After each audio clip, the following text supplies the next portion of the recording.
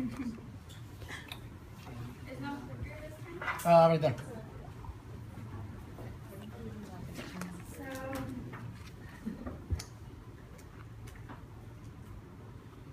okay. So my topic is on love and why people don't believe in love and why to choose love. So is love real? Many people believe love isn't real because of their current previous experiences that they've encountered, and because they got hurt, they decided not to believe in love. But according to the scholarly journal, Love Relationships Among College Students, referred by Knox D. in 1999. Relationship status is associated with one's belief in the power of love to solve problems. Respondents who are currently involved in a relationship were significantly more likely to agree that love conquers all, and that those who are not involved in a relationship. So basically, if you're involved in a relationship, you're more likely to believe in love than those who have not encountered a relationship, who haven't had one, or are not in one, or were hurt by one. So what is love? So many people's perception of love is different because of their background. For example, a lot of us come from families that are intact or divorced families. So according to the Journal of Divorce and Marriage, Parental Divorce in Young Adults Believe About Love, edited by Sprecher, Kate, and Love in 1998, findings suggest that the quality of marriage is most important in the progression of functional love beliefs, not just whether people divorce. So it doesn't matter if your parents are divorced or not, it just matters if they're like happily in their marriage and what you see going on in the relationship. So being a girl, basically at an early age, you're like stripped with all these ideas of what love is because of fairy tales and movies, and you're exposed more than men are to believe about the romanticism of love. So love is basically perspective. If you never experienced love, then you're less likely to believe it is real. So love is real regardless of one's perspective of it. To choose to love or not to is completely up to you. But choosing to will be the most rewarding work of all. So firstly, I will be talking about the scientifically viewpoint of love. Second, I will talk about perception and how it affects young adults, intact and divorced households. And lastly, I will talk about the feeling of why it is worth to choose love. But first, let me explain the scientific way of looking at love. So, you can't really see this here, but the chemicals when you're in love, okay, so we'll start over with that. So, when you're in love, 12 parts of your brain function at the same time, and they release this thing called euphoria, and those chemicals include dopamine, oxytocin, adrenaline, and vasopressin. Basically, all those chemicals is the sensation of feeling good in love. So now that you've been informed, being informed is simply the first step towards being in love. Now the second step is perception and understanding why some people believe less in love than others. So there are 6 styles of loving.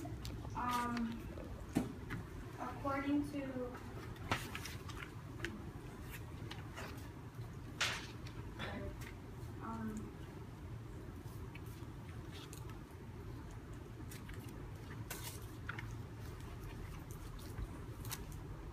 I think his name is John Lee.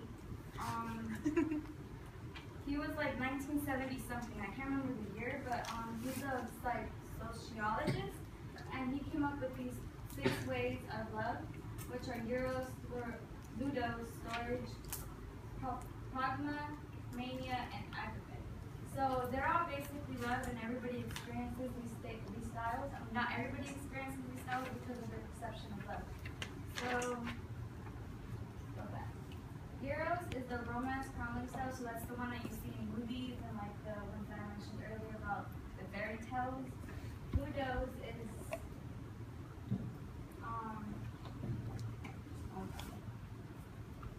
Eros is the passionate love. game playing. So you know those people that are like, jump from one relationship to another. They don't really believe in love. They just want partners. That's their kind of love. Storage is the friendship love that you create from a friendship.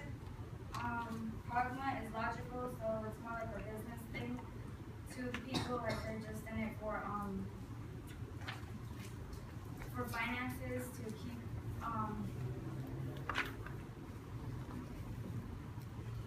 that intact, their household. Mania is a possessive one where you get all jealous and stuff over your significant other, and Aqua is a selfless love. That's my favorite kind of love because it's like the love that a mother has towards a child. Or if you're like, yes. So if you're like religious, in the Bible it states in Romans 5:8, but God shows His love for us in that way, while we are still sinners, Christ died for us. This example is linked to agape and parent selfless love towards us. So now that you understand perception and 6 styles of love, let's take a leap for love. So, how many of you guys are in a current relationship right now? And is your love, like, do you feel like it can conquer all? Like, nobody? I feel pretty good. I'm married. Okay. So, yeah. So you probably experienced the what's it called? The first one, which is Euros. So real love is a choice. So real love is a choice, and it is backed up by C. Adam Smith Livingston on Post latest updated on October 2014.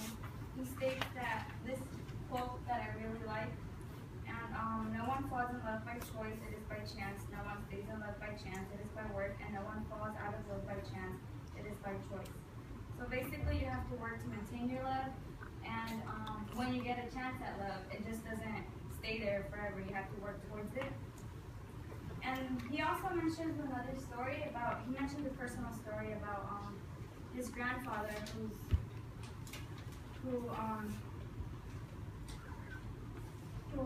married to a 51-year-old, she's in her 50s, and she starts getting this disease, and she's in a wheelchair, so she can't do anything, and he starts helping her out, and what he says is, it hurts me to see her like this, you know. When I got married, I thought that everything would be smooth sailing. I never imagined that I would have to help her, change her, cater her every day, but I do it, and I don't mind it because I love her. So people don't believe in love is real because they haven't taken the time to analyze the possibility of commitment and hard work. So let's wrap it up. We have discussed the experiences that love has brought us. Now hopefully you can start making your own and consider believing in love. Okay.